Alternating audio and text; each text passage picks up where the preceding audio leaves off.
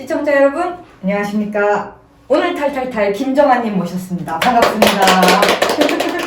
반갑습니다. 네. 이거 얼마 만이에요? 많이 오랜만이죠. 그렇죠. 네. 요즘 못 와서 미안해요. 아니, 요즘 더 바쁘신 것 같아요. 예, 날이 가고 시간이 가면 갈수록 더 정신없는 나날 보고 어제가 며칠인지 오늘이 며칠인지 몰라요. 너무 당연하게 탈탈탈을 촬영을 하신 줄 알았어요. 근데 몰라수다 북한수다만 출연하셔서 그때 이제 북한의 여군 생활 그리고 당시 한국 와서 조금씩 활동하고 계시던 이야기만 해주고 가셨더라고요. 그래요? 네, 너무 의외였습니다. 하나도 기억이 안 나요. 제가 무슨 말을 했죠? 기억이 안 나실 수밖에 없는 게요. 그게 2017년입니다. 그러니까 지금 거의 7년이 지났어요.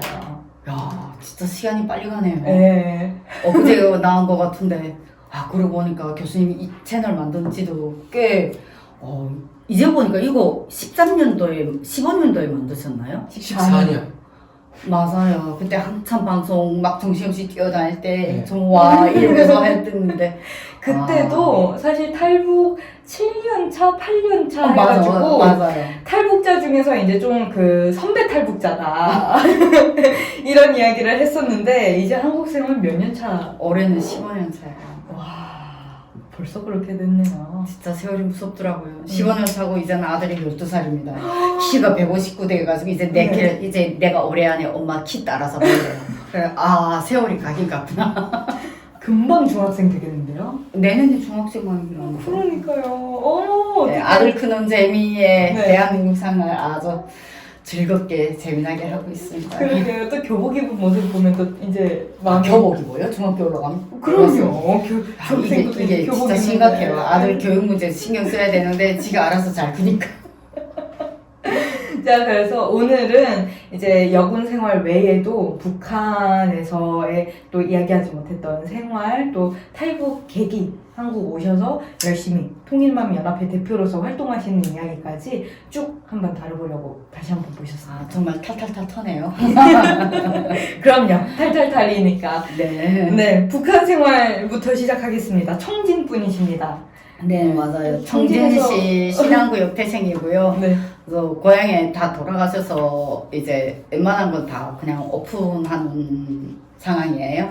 청진 분들 거의 다 탈북해서 한국에 와 계신 거 아니에요? 네, 청진분들 대체로 탈북을 많이 했는데 제일 없는 인원이 어디 쪽의 사람들이라면 신안구역 출신들이에요. 그러니까 신안구역이 청진에서도 이제 김정숙 일가, 김일성 일가의 김정숙이 고향이가 김정일이 엄마죠. 김정숙이가 해령의 고향이거든요. 그 해령의 가족들이 내려와서 사는 데가 바로 신안구역이에요. 도당 간부들 웬만한 덕체들이 그쪽에 많이 있고 청진항이 있는 곳이 바로 신안구역이에요. 그래서 제가 어릴 때 자랄 때 청진항 바로 앞이 저희 집이었어요. 3층짜리 아파트에서 아침에 딱 일어나면 이제 청진항에서 동해바다 해 떠오르는 거 보는데 아침에 워낙 늦잠 꾸러기잖아요. 아버지 엄마가 이불을 딱 잡아 빼면 딱 이불 붙잡고 있는데 그 아침 햇살이 들어올 때 못 이기거든. 어린 적에 이 얘기 오랜만에 해보네요. 그 늦잠을 조금이라도 더 자려는 몸부림은 저도 공감이 되는데요. 전쟁이었어요. 그러니까 우리 아버지는 어떤 때는 이불채로 통째로 들어서 베란다에다 날 떨어버려. 아니라 부모님의 사랑을 정말 많이 받으셨고요. 엄청 사랑받았어요. 그러니까 내가 그때 받을 때 그 부모님의 사랑이 나는 당연한 줄 알았는데 지금 제가 엄마가 돼서 다시 내가 그 사랑을 내 자식한테 주려니까 그게 주고 싶어도 이제 환경이라는 게 있잖아요. 그쵸. 그게 이제 마음대로 안 되는 거예요. 그래서 내가 정말 엄청난 사랑을 받았구나 하는 걸 또 새삼 더 많이 느끼게 됐어요. 몇 년 몇 년이셨어요? 집에서? 6살 위에 오빠가 하나 있었고 그다음에 내가 막내였거든요. 외동딸이자 막내딸 사랑받을 수밖에 없었네요. 외동이자 막내였는데 가장 아팠던 현실이 뭐였냐면 부모님이 아버지가 12살에 돌아가시고 어머니가 15살에 돌아갔었어요. 너무나도 조금 빨리 돌아가셨는데 그게 끝이 아니라 돌아가신 지 1년 만에 내 친부모가 아니라는 사실을 내가 알았거든요. 그때 내 인생의 첫 쇼크가 그때 맞댔어요. 첫 번째 전환점이죠. 예, 그러면서 그때 그 충격이 한 1년을 거진 이제 넋을 놓고 막 내가 계속 이제 그때가 또 사춘기잖아요. 16살이면. 그렇죠. 한국에서는 한창 부모님한테 반항하고 철없게 구는 나이인데. 예, 그래서 이제 그 시기가 내가 정말 방황을 많이 했고, 싸우기도 많이 싸우고. 지금 네. 몇십 년이 지났는데도 내가 그때 아직도 보통 울컥 장난이 하시나요? 아니었어요. 네. 워낙 이제 부모님이 사랑을 많이 준다는 것 자체는 그만큼 나에게 자존감을 높여줬다는 뜻이고, 그 자존감이 결국 고집이나 아집으로 이어진 거거든요. 그런 부모님의 어려서부터의 맹목적인 또 고집이나 이게 아니라 바르게 자라게끔 엄한 교육은 교육대로 분명히 해주셨어요. 그런데 그 세심한 그 사랑이 우리 돌아가신 오빠가 친아들이에요.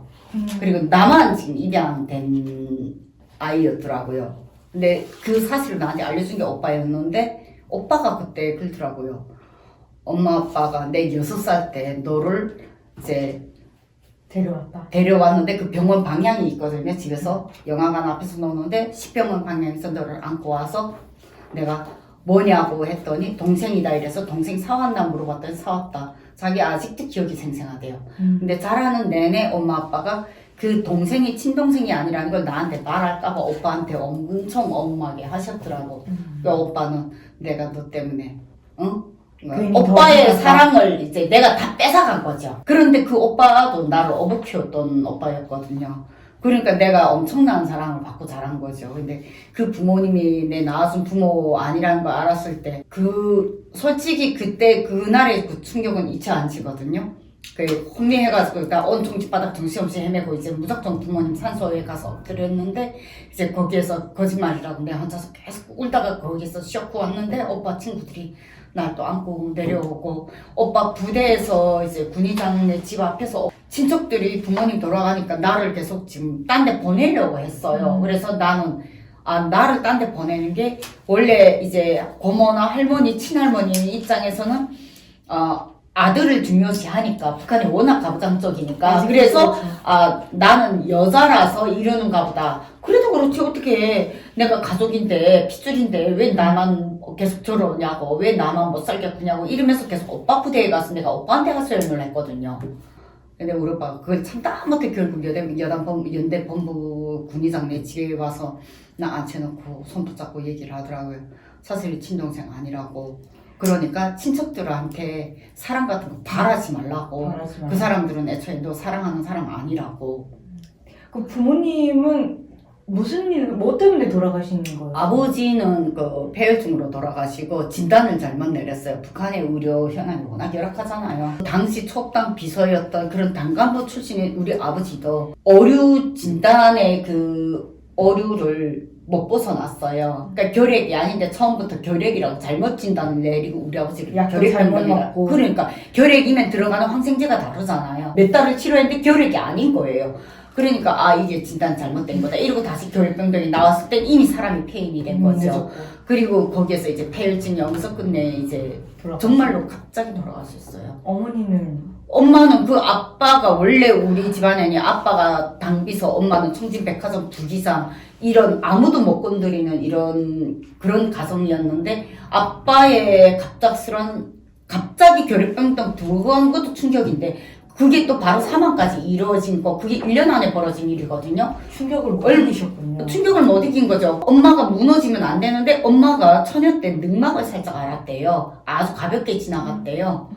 근데 그게 아빠가 앓으면서 갑자기 엄마의 그 체내 때 그 늑막이 더졌는데, 엄마가 혼자서 화장실에서 오줌을 마시면서 그걸 이겨낸 거예요. 혼자서 주사 맞으면서.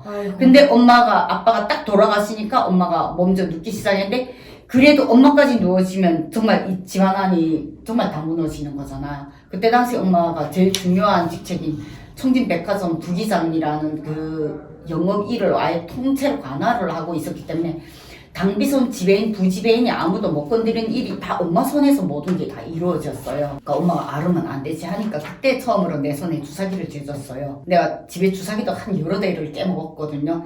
장난질을 하도 심하게 해가지고 그랬더니 엄마가 주사기 가지고 장난질 하지 말고 엄마 내 주사기 놔봐라. 그거 너무 무서운 거예요. 그러니까 못 놓겠다 했는데 이모하고 나를 앉혀놓고 누가 주사 놓겠니? 내가 이 일을 계속 하려면 누가 너네 둘 중에 누가 주사 놔라. 결국 내가 찍은 거죠. 그때부터 엄마한테 직접 주사를 놔주면서 엄마가 버텼는데 1년, 딱 1년을 더 버티시더라고. 그리고 다시 엄마가 결국 누웠는데, 누워도 원래 엄마 하던 일이 중요한 일이니까, 그 집에 사람들이 찾아오면서 엄마는 집에서 계속 그 일을 같이 했는데, 못 버티셨어요. 그래서 아버지 딱 돌아가신 지 3년 3개월, 3년 제사 딱 끝내고 딱 3개월 만에 엄마가 돌아가셨어요. 그래서 아버지 제사일이 3월 24일인데, 엄마 제사일이 6월 21일이에요. 아버지가 입양을 하게 된 계기가 있습니까? 입양의 계기는 저는 몰라요. 그런데 돌아가신 저 어머니가 그 천연대 늑막 아란 때문에 원래 아빠가 원래 딸을 그렇게 원했대요. 근데 엄마가 다시 임신을 할 수 없는 상황이고 옛날에 그 북한에서의 남편이 원하는 건 무조건 이제 다 해줘야 되는데 아빠는 딸을 원해. 엄마는 임신 더 하면 이제 건강상의 문제가 돼. 이러니까 시엄마가 되게 막 할머니가 못 살게 굴었나 봐요. 그래서 좋다 그러면 우리가 아예 신생아를 차라리 입양을 하자. 이래서 나를 입양하기로 결정해서 산부인과 청진 십병원에서 저를 데려왔다 들었거든요. 그 십병원 산부인과에다가 그 친구한테다가 부탁을 해놨대요. 정말로 아예 인연이 다 아무도 없는 그런 신생아를 누가 입양시키겠다는 게 있으면 나한테 연락해라 했는데 저를 데리고 온 게 할머니하고 엄마가 같이 병원 가서 데리고 왔는데 할머니가 내가 나중에 그 상황 알은 다음에 이제 정신 조금 차리고 나중에 진실은 알고 싶어서 할머니한테 다시 구체적으로 말하라 했더니 직접 나를 안아온 게 할머니하고 엄마고 나를 아는 거는 할머니가 안았대요. 그리고 엄마는 옆에서 그 모든 문제 처리를 하고 했는데 내가 지금 잘하는 모습이 이제 엄마를 많이 닮았다. 그리고 내 친부하고 친모가 둘 다 당시 1976년, 75년 그때 당시에 청진의학대학 학생들이었대요.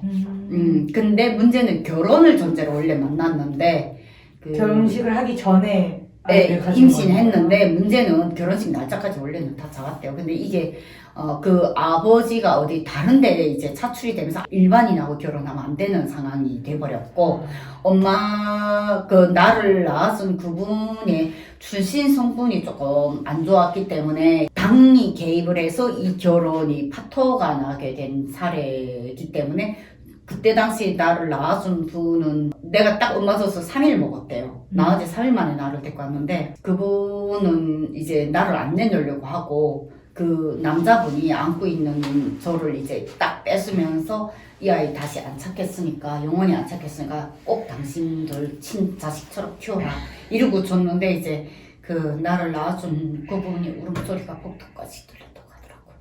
그러면서 그분은 원치 않았던 결과였고 영원히 다시 안 찾는다고 그때 당시 그렇게 하면서 아버지하고 엄마가 당시에 이런 워낙 권력이 있는 집안이었기 때문에 나를 애초에 출생 자체를 이제 엄마가 출생한 것처럼 서류를 처음부터 북한의 모든 서류는 주민등록을 관리하는 보안소 서류가 있고 보위부 서류가 있어요. 보위부 서류는 이 보안소에서는 절대로 알 수 없는 이 집안 안의 모든 출신 성분의 외가의 친제 3대 그 가족의 모든 출신 정치적 성향이 다 들어가 있는 서류예요.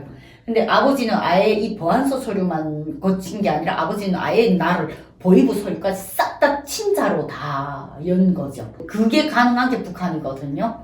그러니까 그렇게 제 입양이 그렇게 완벽한 서류로 이렇게 됐고 나중에 입양 사실을 알았을 때 제가 군입대 할 때는 그걸 따질 생각 못 했는데 입당을 해야 되잖아요. 그렇죠. 예, 그리고 군사대학 올라가잖아요. 내가 이걸 한번 제의를 했는데 그냥 묵살이 됐어요. 근데 내가 입당할 때는 문제가 다르잖아요. 그러니까 군사대학도 그냥 군사대학이 아니라 그 열병식 훈련 이런 문제 때문에 내가 가기 때문에 그때 간부부 조사할 때 내가 물어봤거든요. 난 낳아준 부모 그거 찾을 수 있냐 했더니 입 밖에 꺼내지 마. 그냥 이러고 협박당했어요. 그때쯤 나도 어느 정도 컸잖아요. 그러니까 비록 아무리 22살 어린 나이지만 내가 그동안 조금 겪어온 게 있기 때문에 간부부 계속 붙잡고 흔들었거든요. 되라고 했더니 막 사정을 하더라고. 너 그거 캐면 안 돼. 너 그거 캐지 말고 너는 지금의 출신 성분은 너무나도 부러워하는 사람이 너무 많아. 왜 그걸 굳이 해치려고 하냐. 비밀 상자를 열지 말라 이거지. 그래서 결국 그게 너한테 좋은 결과가 되지 않을 거니까 그냥 가만히 있어. 왜 그래? 너 그거 계속 파헤치면 안 돼. 이러더라고. 그래서 결국 친부모는 몰라요. 한 번도 못 뵙고 네, 아직도 몰라요.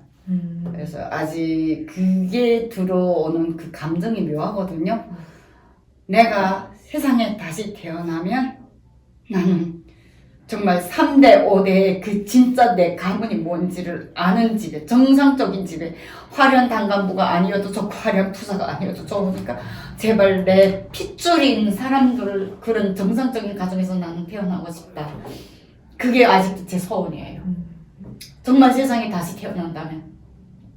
그럼에도 불구하고 정말 돌아가시기 전까지 입양된 사실을 모를 정도로 사랑을 주신 부모님도 너무 대단하시대. 우리 엄마가 마지막에 숨을 거두실 때 누구 이름 부르다 돌아가신 줄 알아요? 제 이름 부르다 돌아갔어요. 내 이름을 딱 3번 부르다가 마지막 숨을 못 넘기시고 눈을 뜨고 돌아가셨거든요. 그리고 내가 내 손으로 직접 눈을 감겨드렸는데 이 사실을 알았을 때 내가 제일 화가 났던 게 바로 그거였거든요. 그래서 내가 이모 보고 가서 따졌어요. 그 마지막 임종을 이모하고 내가 지켰는데 엄마가 돌아가는 순간에는 오빠가 아닌 내 이름을 부르다가 눈 뜨고 돌아가시는데 어떻게 내가 엄마 딸이 아닐 수가 있냐. 이건 사기다. 근데 가만 안 놔둔다 니들 이래놓고 내가 벼르니까 이모가 그때 땅 치면서 울더라고요. 그래서 눈 못 감았다고. 그래서 네가 차라리 친딸이었으면 우리 언니 눈 감고 돌아가셨다고. 근데 그 말을 듣는데 나 진짜 무너졌거든요. 그만큼 우리 엄마는 마지막 순간까지 나를 그렇게 아끼셨고 부모님이 주신 그 사랑이 어떤 사랑이었는지 아직도 살면서 매 순간순간 아 우리 엄마 우리 아빠는 이렇게 해주셨는데 다른 사람들은 이렇게 해주는구나. 이게 가족이 의미였구나 하는 걸 정말 많이 정말 아직도 내 자식 키우지만 아직도 그걸 진짜 많이 느껴요. 가족의 의미를 알게 해주시는. 그래서 지금도 해마다 동네 바다 가서 내가 술 한잔 붙잖아요. 탈북을 할 때 내가 뭐 때문에 석 달을 망설인 줄 알아요? 우리 부모님 때문에. 돌아가셨지만 나까지 없으면 산소를 어떻게 하냐고. 결정이 가장 어렵던 게 우리 부모님이었어요. 그래서 산소 가서 몇 번을 다시 물어봤어요. 내가 어떻게 해야 되냐고. 그러나 항상 거기에서 내 머릿속에 부모님의 답변은 어디를 가든 네가 잘 살길 바란다고. 길거리에서 밥 빌어 먹다 죽으면 네 오빠처럼은 되지 말라고. 그게 가장 결정적이었죠. 사실 오빠분도 6살이나 많긴 하지만 오빠분도 부모님이 돌아가셨을 때는 10대 후반, 20대 초반 뭐 이런 나이인 거잖아요. 오빠는 군대 나갔을 때. 얼마나 더 힘드셨을지. 임종을 못 보신 거죠? 오빠는 임종을 못 봤어요. 아버지 임종은 오빠하고 내가 둘 다 못 받고 엄마 혼자 받고 엄마 임종은 내하고 이모가 봤어요. 그리고 오빠는 이제 부대에서 뒤늦게 연락받고 이제 왔고 했는데 일반 군인이었으면 못 왔죠. 그것도. 이쯤에서 제도적인 것도 좀 여쭤보고 싶은데 북한의 입양 제도가 일반적이진 않은 것 같아요. 그쵸. 일반적이진 들어본 적이 않은데 없어요. 그래서 한국에도 탈북민 출신의 입양아 출신이 좀 많지는 않아요. 가끔씩 몇 명이 있긴 한데 우리 집 입양 많으니까 너네 집에 가서 키워라 이런 식인데 나는 처음부터 이제 태생 자체가 조금 남다른 태생이다 나니까 이제 입양 자체가 입양이 한 번이 아니고 제가 2번이거든요. 제 인생 스토리가 되게 짜증이 나도록 꼬이고 꼬였어요. 그래서 낳아준 친모가 완전히 따로 있고 그 돌아가신 부모님이 지금 나한테 사랑 주신 부모님이에요. 그래서 제 마음속에 아직 진짜 부모님으로 남아있는 건 오직 그분들이에요. 그리고 3번째 입양이 그렇게 친부가 아닌 사실을 나중에 알았잖아요. 근데 이 상태를 부대에서 오빠가 나한테 말했기 때문에 이게 순식간에 부대에다 소문났어요. 부대에 다 소문나면서 결국 내가 하나의 먹잇감이 돼버린 거예요. 나도 그게 나중에 알았는데. 친척들도 누구도 거두려고 하지 않고. 예. 그리고 이제 집 재산은 지금 내가 살고 있으니까 지금 친척들은 이 돌아가신 부모님이 남겨준 집을 뺏고 싶어 했고, 거기에 이제 내가 지금 하나의 장애물이 된 거죠. 나만 없으면 이 오빠가 군대 나간 상태고, 이 집은 자기네가 다 가질 수 나눠가지면 있는데, 되는데. 그 재산을 다 가질 수 있는데, 나를 내쫓기 위한 작전에서 내가 결국 거기에서 이 사태를 알게 된 거죠. 내가 야, 이 개새끼야, 네 오빠라는 게 이제는 부모 돌아가고 동생 하나밖에 없는 동생 거두기 싫어서 너 이제 친동생 아니라고 말하니? 죽여버리다 이러고 그 자리에서 식칼 빼들었다가 오빠 준비했다가 식칼 빼들었다가 내 풀에 이제 그 자리에서 기절해서 쓰러졌는데 3시간 동안 의식을 못 차렸거든요. 우리 오빠 내 앞에서 눈 뜨니까 내 앞에서 왕왕 울고 있더라고. 나 죽는 줄 알고. 그러니까 엄부대 소문이 다 난 거죠. 그러니까 이 사태를 정치원이 알아낸 거예요. 걔 입양하겠다. 이렇게 됐는데 문제는 그게 아니었어요. 그러니까 거기까지 너무나도 스토리가 아름답잖아요?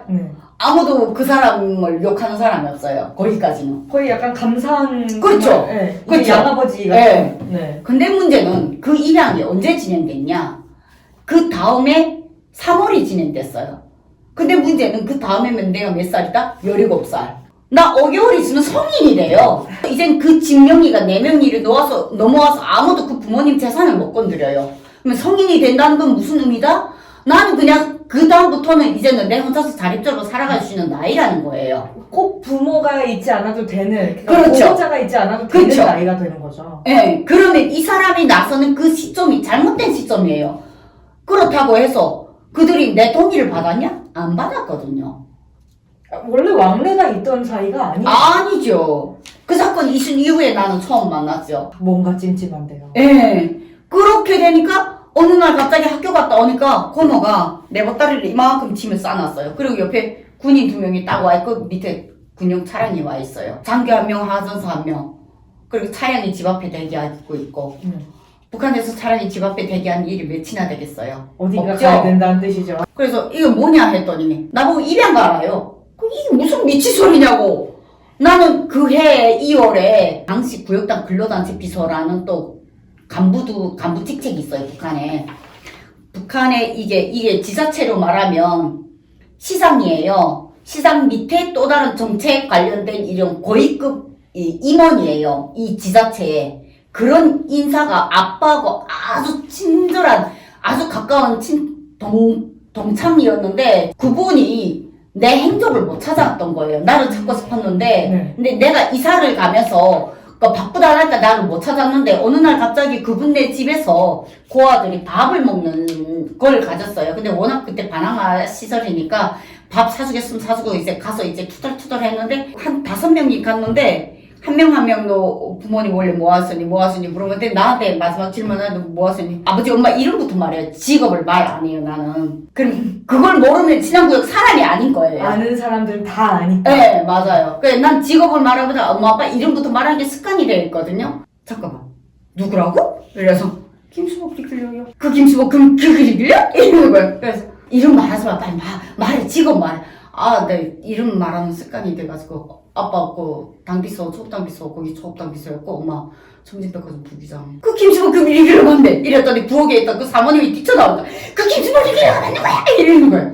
그 두 분이 지금 날 찾다가 못 찾은 거예요. 그러니까 바쁘니까 나버린 거죠. 그래서 야 너 졸업하고 어디 갈래? 이래서 모르겠는데요? 이랬더니 생각해도 졸업하고 어디 갈 데 없으면 그땅 와. 그리고 네 가고 싶은 어디든지 무조건 보내줄게. 그 약속을 난 2월에 받았어요. 왜냐면 이미 신분 자체가 너무나 출생선부는 너무나 지금 나는 시인남구역 안에서 나를 받아주겠다는 데가 너무 많았고 백화점 당비서 집행 야 졸업하고 엄마 일하던 백화점으로 들어와. 엄마 일 배워. 날 그냥 엄마 후계자로 키우려고 백화점 당비서도 이미 점 찍어놨고 거기에다 근로단체 비서 또 있죠? 그 다음에 하나는 내 친구가 청진항 보위대장 딸이에요. 청진항 보위대장이면 그 항에 들어오는 모든 수입 물건 있잖아. 이거를 이제 출고하고 들어오고 하는 이거를 보안 감색하는 일이거든요. 근데 어릴 때부터 무기나 좀 이런 군복을 좋아했다 했잖아요. 네. 그래서 야 너네 아버지한테 말해서 우리들이 같이 들어가자. 그래서 거기도 지금 말이 나서한테. 그러니까 나는 청진에서 나서 자라기 때문에 그 신안구역에 나의 꿈이 있잖아요. 그 어려서부터 자란 적이 있고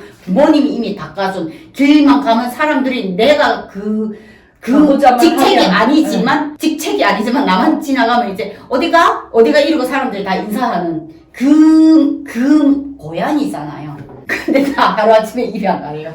아침에 학교 갔다 와서 오후에 야 저녁에 너 저 수련이네 집에서 우리 학습반 공부하자 이러고 내가 집에 들어가니까 내 입양 보따리가 있어. 이게 북한식 입양인 거야. 이게 권력자들이 하는 입양이거든요. 그러니까 우리 부모도 원래 권력자여서 했지만 우리 부모는 그래도 내가 완전히 신생아 때 그만한 사유가 있었고 그만한 법적 절차를 만들어서 우리 부모님은 나를 입양했는데 두 번째 입양은 완전히 생 양아치 날치기. 진짜로 납치. 근데 여기에서 더 중요한 게 뭐냐면 내가 원래 어려서부터 이제 기억력이 좋아요. 특히 지형에 대한 기억이 내가 좀 특수했어요. 그래서 7살 때 청진에서 양강도 갑산까지 가는 그 네가지 가는 길을 한 번 간 길을 기억하고 내 혼자 외할머니 보고 싶다고 도망치고 간 게 나고 9살 때 TV에서 주체사상탑 개선문 나 저거 보고 싶다 했는데 아빠가 시끄럽고 학교가 이래서 그럴 거지 알았어 이러고 엄마 주머니에서 돈 50원 꺼내서 평양 일주일 동안 갔다 온 게 저예요. 그게 키우기가 쉽지는 않은 딸이었어요. 네. 근데 문제는 나는 도망가는데 아주 일가견이 있어요. 내가 그 자리에서 도망을 갈 수 없게 이 사람들이 고모가 이미 내 성향을 말을 했고 그리고 내가 입양 가는 사실을 아는 순간 길 건너편이 엄마 백화점이고 구역당까지도 멀지 않아요. 나 거기를 튀는 순간 나를 못 잡는다는 거 이들이 알아요. 그러니까 아주 깜짝같이 들어오니까 그 보따리 지고 그냥 나를 차에 실어서 군인 2명이 차에 타서 그 자리에서 그 차로 보낸 거예요. 어떻게 반항할 네. 새가 없어요. 네, 반항할 새가 없었고 화장실이 아파트가 이렇게 되면 1층에 야외에 화장실이 공용 화장실이 있어요. 60세대가 한 공동 이제 야외에 있는 재래식 화장실을 싸는데 그래서 내가 머리 딱 쓴 게 화장실 가겠다니까 가지 말래요. 난 화장실 가겠다 하는 순간 난 백화점으로 달리기 할 뿐이거든요. 그걸 다 아니까 친척들은. 네. 그러니까 그걸 앞뒤를 전에 다 차단해버린 거야. 그리고 더 웃긴 게 뭔 줄 알아요? 그리고 그 밤에 달려서 그 집에 왔어요. 그래서 너네 나 잡아봐라. 니들이 나 잡나 보자. 난 코웃음 빵빵 치셔. 그러니까 이 정도는 내가 어떻게 도망쳐야 되는지 내 머릿속에 도망치는 그 지형도의 작전이 이미 다 짜져 있어요. 무조건 도망친다. 그래서 교육당 책임비서하고 청진백화점 당비서 찾아간다. 니들 어디 한번 죽어봐라. 이러고 혼자서 벼르고 있는데 다음날 아침에 정치위원이 그러더라고요. 너 이제부터 입양됐고 이제부터 이 집에서 살아야 돼. 내가 왜 그래야 되나. 그 오전에 완전히 뒤집어 놨거든요. 근데 오후에 누굴 데리고 한 줄 알고 우리 오빠를 데리고 한 거예요. 거기에서 내가 잡힌 거죠. 저 지금 안 그래도 오빠분은 아무 말 안 하셨냐 여쭤보려고 했거든요. 근데 문제는 오빠가 거기서 인질이 된 거죠. 나를 협박하는데 오빠를 이용한 거죠. 이 사람들이. 너 이렇게 가면 네 오빠가 군생활이 힘들어진다. 근데 오빠도 대표님이 입양 가는 걸 원했던 거는 아닌 거죠? 우리 오빠도 원했던 거 아니에요. 우리 오빠한테도 얘기를 안 했고 그냥 아침에 연대 올라오라 해서 올라오니까 앞으로 입양 절차 밟을 거다. 그냥 통보받은 거예요. 완전히 저였으면 완전히 그냥 무너졌을 것 같아요. 거기에서 이제 오빠는 뭐 내 친혈육이 아니라 해도 나를 업어 키워준 사람이고 돌아가신 부모님의 유일한 혈육이에요. 내가 가장 나한테는 그 누구보다도 내가 가장 아끼는 사람이고 오빠하고의 나하고의 그 남매 관계는 다른 형제들이 부러워할 정도로 둘이 특이했어요. 우리 오빠도 내 고집을 못 꺾거든요. 근데 그런 오빠의 군생활이 나한테 달려있다는데 내가 거기서 어떻게 도망쳐요? 하루에도 12번, 1100번 나는 이미 청진당을 도망치고도 100번 남았지만 거기서 난 못 도망쳤어요. 근데 문제는 그로부터 일주일 있다가 우리 담임선생님이 내 친구하고 우리 학급장하고 그 집에 내려왔어요. 이게 아무리 봐도 이상하거든요. 이게 내가 아니거든요. 하루아침에 온다 간다 소리도 없었고 갈 이유도 없고. 네. 그리고 친구도 아니 오후에 학습반 공부하기로 했는데 애가 갑자기 입양 갔더니 말이 되냐 이거 뭐가 잘못됐다고 이러고 이제 선생님하고 그 얘네가 열받아서 내려왔는데 근데 걔네한테 뭐라고 말해요? 나 납치된 내려와서 내 말해요? 말 못했어요. 그리고 죄송합니다 미리 말 못해서 그리고 보냈어요. 나중에 내가 군대도 강제로 나갔다가 군대 나갔다 1년 만에 휴가로 해서 상등병 연장 달고 청진 갔을 때 그때 다시 담임선생님 집 갔을 때 그 친구들 다시 모였거든요. 그때 내가 진짜 밤새 울었어요.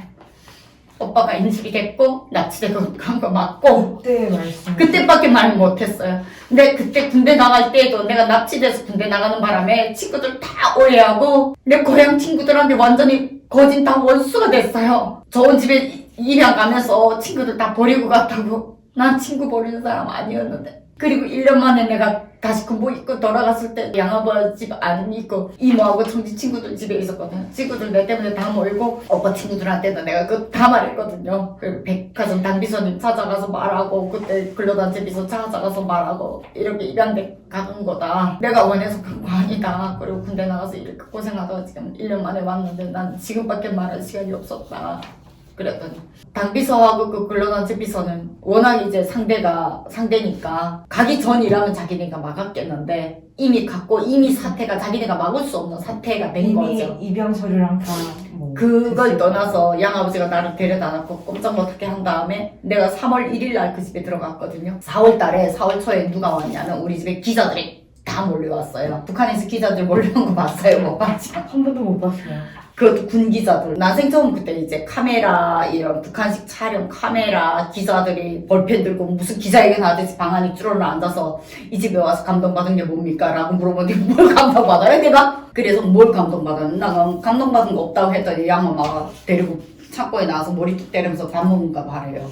어떻게 인터뷰를 끝내고 났더니 그리고 양아버지가 나를 강제로 군대를 내보냈죠. 그 8월에 군복 입었어요. 그리고 양아버지 그 사단정치원 연대정치원이니까 차량이 있었잖아요. 단독 차량이. 그 차량에 태워서 밤에 나를 빼고 그리고 총호 인원에는 내가 없는데 서류도 없는데 나는 사람이 먼저 한경남도 17여단에 가요. 17여단에 가서 100명 이름을 부르는데 난 이름이 없어요. 101명이에요. 야 100명인데 쟤는 뭐야?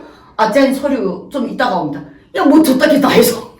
나 그렇게 군입대했어요. 아주 역사를 썼어요. 아니 제가 아무리 북한이 뭐 제도가 뭐 다 엉망이라고는 하지만 군입대 할 때만큼은 가족들이랑 다 인사하고 뭐 기차 타고 가면서 친구들이랑 다 인사하고 이등병인 편지 노래 부르면서 간다는 얘기를 제가 많이 들었거든요.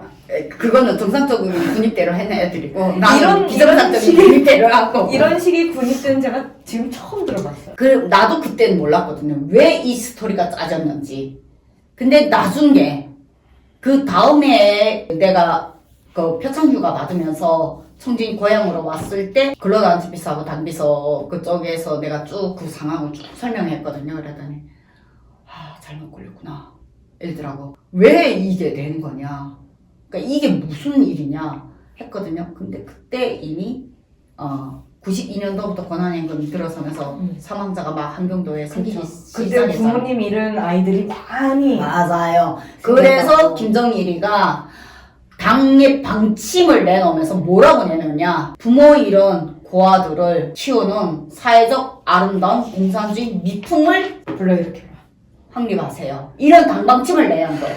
거기에 첫 번째 그 당방침을 실어낸 사람이 노동자 출신의 첫 번째 입양 출신이 났어요. 그래서 그때 북한 신문들이 엄청 떠들었어요. 근데 양아버지는 그 두 번째인 거예요. 당일꾼이 이렇게 입양을 한 건 처음인 거예요. 완전히 계산된 입양도 아니고 계산된 납치였네요. 계산된 정치적 희생물이죠. 김정일 방침 하나에. 그거를 나중에 언제쯤에 알게 되신 거예요?